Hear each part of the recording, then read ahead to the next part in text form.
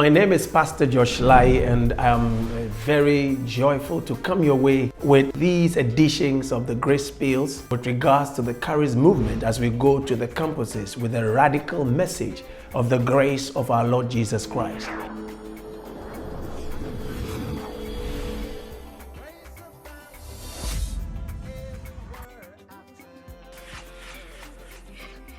What a great honor it is to be in the presence of Pastor Josh Lai. I'm going to be your mouthpiece today, discussing all the various questions you've had the opportunity to ask across all social media platforms. So this next question is taking us back to the first question I asked.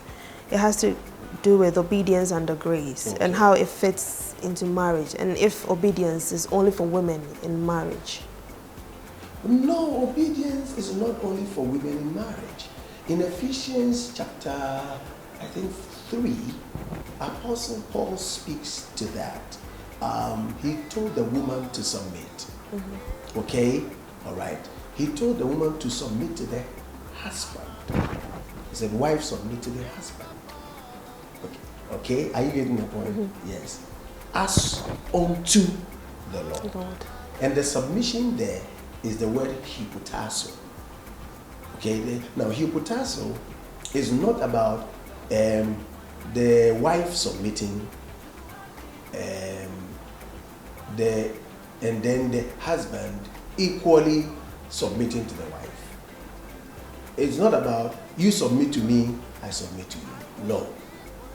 It's just like submission, okay, to a superior authority.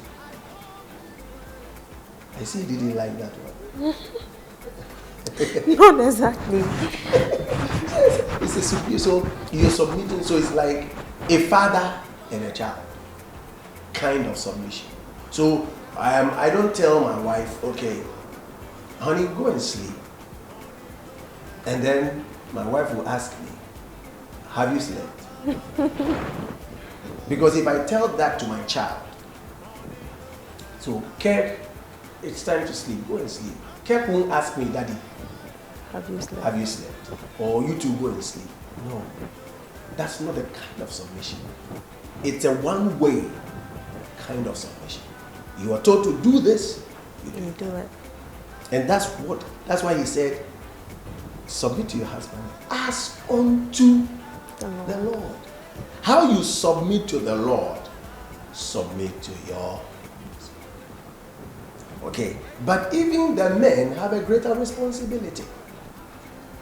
And the responsibility is that they should love their wives as Christ loved the church. How did Christ love the church? When we were yet sinners, he died. And that's exactly. In other words, you love your wife to the extent that you would be willing to die. Which is a higher responsibility. Are you getting the point? Yes. So the woman is supposed to submit. In their submission, it breeds love that the man is ready to die for. Each is supposed to play their part regarding the institution of marriage. Are you getting the point? And as they do that, they please the Lord. Okay. So then how do we coin this with the modern day feminism? Well, it's and exactly what Christians today must understand. That we don't live according to the culture of the world. As a matter of fact, marriage did not come by the world. The institution of marriage started from the Bible, from Genesis, how man was created, how God gave Eve to Adam. Eve was given to Adam. It was Adam who named Eve and called her woman. And it was specifically said that Eve was given and created for Adam. Created for Adam. So the woman was created for the man. Whether you like it or not, that is the wisdom of God. The woman was created for the man. You cannot change that wisdom of God. You cannot alter that wisdom of God. And you must understand that.